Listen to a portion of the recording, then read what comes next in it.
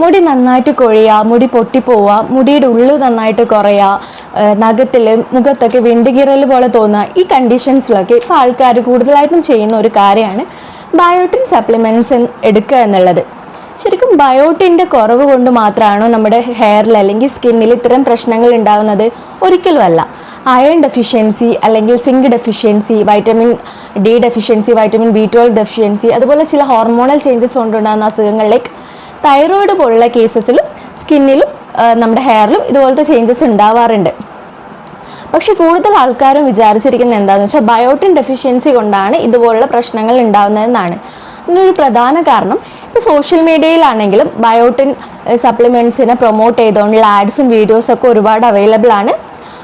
അവർ കൂടുതലായും പറയുന്നത് നമ്മുടെ സ്കിൻ അല്ലെങ്കിൽ ഹെയറിൻ്റെ ഹെൽത്തിന് വേണ്ടിയിട്ട് ബയോട്ടിൻ കഴിക്കണം എന്നാണ് അവർ പ്രൊമോട്ട് ചെയ്യുന്നത്. അതായത് നമ്മുടെ സ്കിന്നിനും ഹെയറിനും എന്തെങ്കിലും പ്രോബ്ലം ഉണ്ടെങ്കിൽ അത് തീർച്ചയായിട്ടും ബയോട്ടിൻ ഡെഫിഷ്യൻസി കൊണ്ടായിരിക്കാം എന്നാണ് കൂടുതൽ ആൾക്കാരും ഈ വീഡിയോസിലൂടെയൊക്കെ ഷെയർ ചെയ്തുകൊണ്ടിരിക്കുന്നത്. അതുകൊണ്ടാണ് ആൾക്കാർ കൂടുതലായിട്ടും ഇപ്പോൾ ബയോട്ടിൻ സപ്ലിമെൻറ്റ്സ് എടുക്കുന്നത്. ശരിക്കും നമ്മളൊരു ഡോക്ടറിൻ്റെ നിർദ്ദേശപ്രകാരം അല്ലാതെ ബയോട്ടിൻ സപ്ലിമെൻ്റ് എടുക്കാൻ പാടുണ്ടോ? അതുപോലെ തന്നെ എല്ലാവർക്കും ബയോട്ടിൻ സപ്ലിമെൻറ്റ്സ് എടുക്കേണ്ട ആവശ്യമുണ്ടോ?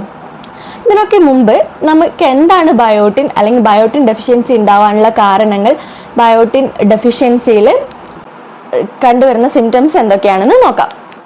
ബയോട്ടിൻ എന്ന് പറയുന്നത് ഒരു വാട്ടർ സോല്യൂബിൾ ആയിട്ടുള്ള വൈറ്റമിനാണ്. ഇത് നമ്മുടെ മുടി, നഖം, സ്കിൻ ഇതിൻ്റെയൊക്കെ ആരോഗ്യം നിലനിർത്തുന്നതിന് വേണ്ടിയിട്ട് സഹായിക്കുന്നതാണ്. അതുകൊണ്ട് തന്നെ ഇതിനെ നമ്മൾ ബ്യൂട്ടി വൈറ്റമിൻ എന്നുകൂടി പറയാറുണ്ട്.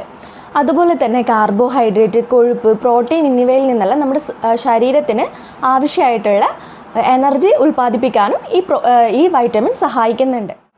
ഈ ബയോട്ടിൻ ഡെഫിഷ്യൻസി എന്ന് പറയുന്നത് വളരെ റെയർ ആയിട്ട് കാണപ്പെടുന്ന ഒരവസ്ഥയാണ്. അതായത് 1% കുറവാണ് ബയോട്ടിൻ ഡെഫിഷ്യൻസിയിലെ ആളുകളുടെ കണക്ക്. ബയോട്ടിൻ ഡെഫിഷ്യൻസി എന്ന് പറയുന്നത് 2 തരത്തിലാണുള്ളത്. ഒന്ന് നമ്മുടെ ഭക്ഷണത്തിൽ നിന്ന് ബയോട്ടിൻ ലഭിക്കാതെ ഇരിക്കുമ്പോഴുള്ള ഉണ്ടാകുന്ന ഡെഫിഷ്യൻസി. ഒന്ന് നമ്മുടെ ജനന സമയത്ത് തന്നെ ബയോട്ടിൻ ഡെഫിഷ്യൻസി ഉണ്ടാകുന്നത്, അതിന് ബയോട്ടിനിഡേസ് എന്ന് പറയും. ഇനി 2 ടൈപ്പാണ് ബയോട്ടിൻ ഡെഫിഷ്യൻസി ഉള്ളത്. ഇനി എന്തൊക്കെയാണ് ബയോട്ടിൻ ഡെഫിഷ്യൻസിയുടെ ലക്ഷണങ്ങളെന്ന് നോക്കാം.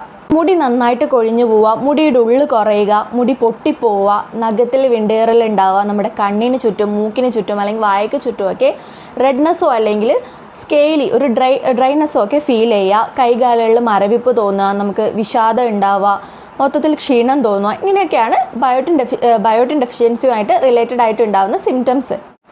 ബയോട്ടിൻ ഡെഫിഷ്യൻസി ഉണ്ടാവാനുള്ള ഒരു കാരണമാണ് മദ്യപാനം. കൂടുതലും മദ്യപിക്കുന്ന ആൾക്കാരിൽ ബയോട്ടിൻ ഡെഫിഷ്യൻസി കണ്ടുവരാറുണ്ട്. അതുപോലെ ആൻറ്റിബയോട്ടിക്സ് ധാരാളമായിട്ട് യൂസ് ചെയ്യുന്ന ആൾക്കാരിൽ, ആൻറ്റി സീഷർ ഡ്രഗ്സ് യൂസ് ചെയ്യുന്ന ആൾക്കാരിൽ, അതുപോലെ ചില ആൾക്കാർ പച്ചമുട്ട കഴിക്കാറുണ്ട്, ബലം കൂടാനാണെന്നൊക്കെ പറഞ്ഞിട്ട് പച്ചമുട്ട കഴിക്കുന്ന ആൾക്കാരുണ്ട്. ഈ പച്ചമുട്ടയുടെ വെള്ളയിൽ അടങ്ങിയിട്ടുള്ള അവിഡിൻ എന്ന് പറഞ്ഞിട്ടുള്ള ഒരു പ്രോട്ടീൻ നമ്മുടെ ബയോട്ടിൻ അബ്സോർപ്ഷനെ കുറക്കാൻ വേണ്ടിയിട്ട് സഹായിക്കുന്ന ഒരു പ്രോട്ടീനാണ്. അതുകൊണ്ട് തന്നെ പച്ചമുട്ട കഴിക്കുന്നവരിലും ബയോട്ടിൻ ഡെഫിഷ്യൻസി കൂടുതലായിട്ട് കാണപ്പെടാറുണ്ട്. നമ്മൾ കഴിക്കുന്ന സമീകൃത ആഹാരത്തിൽ നിന്നാണ് നമുക്ക് കൂടുതലായിട്ടും ബയോട്ടിൻ ലഭിക്കുന്നത്. അതുകൊണ്ട് തന്നെ മാൽന്യൂട്രീഷൻസിലുള്ള ആളുകളിൽ ബയോട്ടിൻ ഡെഫിഷ്യൻസി കാണാറുണ്ട്. അതുപോലെ ചില ജനിതക രോഗങ്ങളുള്ളവരിലും ബയോട്ടിൻ ഡെഫിഷ്യൻസി ഉണ്ടാവാറുണ്ട്. നമുക്ക് ബയോട്ടിൻ ധാരാളമായിട്ട് അടങ്ങിയിട്ടുള്ള ഫുഡ് അല്ലെങ്കിൽ നമ്മൾ ബയോട്ടിൻ ഡെഫിഷ്യൻസി ഉള്ളവർ കഴിക്കേണ്ട ഫുഡ് എന്തൊക്കെയാണെന്ന് നോക്കാം. അതിൽ ഒന്നാമതായിട്ട് പറയുന്നത് ഓർഗൻ മീറ്റാണ്. അതായത് നമ്മുടെ ആനിമൽസിൻ്റെ ഓർഗൻസ്, അതിൽ ഏറ്റവും പ്രധാനപ്പെട്ടതാണ് ചിക്കൻ്റെ ലിവർ എന്ന് പറയുന്നത്. ചിക്കൻ ലിവറിലാണ് ഏറ്റവും കൂടുതൽ ബയോട്ടിൻ അടങ്ങിയിട്ടുള്ളത്. അതുപോലെ തന്നെ പുഴുങ്ങിയ മുട്ട, cauliflower, walnut, sunflower seeds, pumpkin seeds, അതുപോലെയുള്ള ഡ്രൈ ഫ്രൂട്ട്സിൽ, ഡയറി പ്രൊഡക്ട്സിൽ ഒക്കെ ബയോട്ടിൻ അടങ്ങിയിട്ടുണ്ട്. അതുപോലെ ആയുർവേദ ഡ്രഗ്സായ അഗതി, ബ്രഹ്മി, നെല്ലിക്ക, ഭൃംഗരാജ, ജഡാമാഞ്ചി തുടങ്ങിയവയിലൊക്കെ ബയോട്ടിൻ കണ്ടന്റ് കൂടുതലായിട്ടുണ്ട്. ബയോട്ടിൻ നമ്മൾ കഴിക്കുന്ന സമീകൃത ആഹാരത്തിലൂടെ ലഭിക്കുന്ന ഒന്നാണ്. അതുകൊണ്ട് തന്നെ നമ്മൾ പ്രത്യേകിച്ചൊരു ബയോട്ടിൻ സപ്ലിമെൻ്റ് എടുക്കേണ്ട ആവശ്യമില്ല. അങ്ങനെ എന്തെങ്കിലും ഡെഫിഷ്യൻസി അല്ലെങ്കിൽ ബയോട്ടിനൈഡേസ് പോലെയുള്ള കണ്ടീഷൻസ് ഒക്കെ ഉള്ളവരാണെങ്കിൽ അവർ ലൈഫ് ലോങ് സപ്ലിമെൻറ്റ്സ് എടുക്കേണ്ട ആവശ്യമുണ്ട്. അല്ലാത്ത ആൾക്കാർക്കാണെങ്കിൽ നമ്മൾ ഫുഡിലൂടെ തന്നെ കിട്ടും. നമ്മൾ ഫുഡിൽ ചെറിയ മാറ്റങ്ങളൊക്കെ വരുത്തിയാൽ തന്നെ നമുക്ക് നമ്മുടെ ശരീരത്തിന് ആവശ്യമായിട്ടുള്ള ബയോട്ടിൻ കിട്ടുന്നതായിരിക്കും. ഡെഫിഷ്യൻസി വളരെ റെയർ ആയതുകൊണ്ട് തന്നെ പല രാജ്യങ്ങളും അതിൻ്റെ ഫുഡ് ഫോർട്ടിഫിക്കേഷനിലൊന്നും ബയോട്ടിൻ ഉൾപ്പെടുത്തിയിട്ടില്ല. ഒരു 5000 മില്ലിഗ്രാം ടു 10,000 മില്ലിഗ്രാം ഒക്കെ ഡോസുള്ള ബയോട്ടിൻ ടാബ്ലറ്റ്സ് കഴിക്കുന്നവരിൽ ചില റിലേറ്റഡ് സൈഡ് എഫക്ട്സ് ഉണ്ടാവാനുള്ള സാധ്യത കൂടുതലാണ്. ചെറിയ രീതിയിലുള്ള സൈഡ് എഫക്ട്സേ ഉണ്ടാവാറുള്ളൂ. കാരണം എന്താ വെച്ചാൽ ഇതൊരു വാട്ടർ സോല്യൂബിൾ വൈറ്റമിൻ ആണ്. അതുകൊണ്ട് തന്നെ അധികമായിട്ടുള്ള വൈറ്റമിൻസ് നമ്മുടെ യൂറിനിലൂടെ പുറത്തു പോകുന്നതാണ്. എന്നാലും ചെറിയ രീതിയിലുള്ള സൈഡ് എഫക്ട്സ് നമ്മുടെ ബോഡിയിൽ ഉണ്ടാവും. അതിൽ പ്രധാനപ്പെട്ട ഒന്നാണ് ദഹന സംബന്ധമായ അസുഖങ്ങൾ. ദഹന സംബന്ധമായ അസുഖങ്ങൾ എന്ന് പറയുമ്പോൾ നമ്മൾ കോൺസ്റ്റിപ്പേഷൻ, വോമിറ്റിങ് അല്ലെങ്കിൽ ഡയറിയ തുടങ്ങിയ അസുഖങ്ങൾ, അതുപോലെ തന്നെ സ്കിൻ റിലേറ്റഡ് ആയിട്ട് സ്കിൻ റാഷസ്, ബ്രേക്ക് ഔട്ട്സ് അതുപോലെയുള്ള അസുഖങ്ങൾ. പിന്നെ പ്രമേഹമുള്ള ആൾക്കാരിലാണെങ്കിൽ ഇത് ബ്ലഡ് ഷുഗർ ലെവൽ കൂട്ടാൻ വേണ്ടിയിട്ട് ഒരു കാരണമാണ്. അതുകൊണ്ട് തന്നെ ഡോക്ടറിൻ്റെ നിർദ്ദേശപ്രകാരം മാത്രം ബയോട്ടിൻ സപ്ലിമെൻ്റ് എടുക്കുന്നതായിരിക്കും നല്ലത്. ഏറ്റവും വലിയ സൈഡ് എഫക്റ്റ് എന്താണെന്ന് വെച്ചാൽ ഇതിന് നമ്മൾ ചെയ്യുന്ന ബ്ലഡ് ടെസ്റ്റിൽ മാറ്റങ്ങൾ വരുത്താൻ സാധിക്കും എന്നുള്ളതാണ്.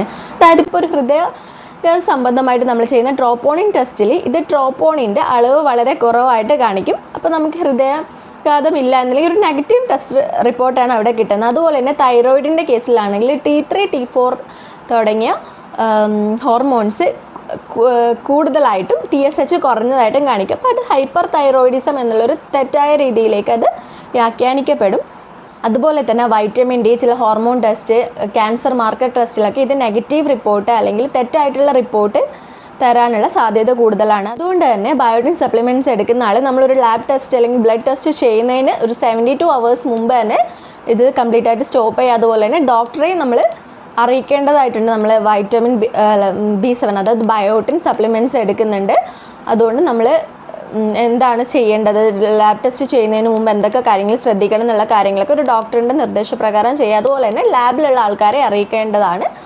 മുടി കൊഴിച്ചിലല്ലെങ്കിൽ സ്കിൻ സംബന്ധമായ അസുഖങ്ങൾ ഉണ്ടാകുമ്പോൾ അത് ബയോട്ടിൻ ഡെഫിഷ്യൻസി കൊണ്ട് മാത്രമാണ് ഉണ്ടാകുന്നതെന്ന് കരുതി ബയോട്ടിൻ സപ്ലിമെൻ്റ് എടുക്കുന്നതിന് മുമ്പ് അതിന് വേണ്ടിയിട്ടുള്ള പരിശോധനകളൊക്കെ ചെയ്തിട്ട് ഒരു ഡോക്ടറുടെ നിർദ്ദേശപ്രകാരം മാത്രം എടുക്കാൻ വേണ്ടിയിട്ട് ശ്രദ്ധിക്കുക.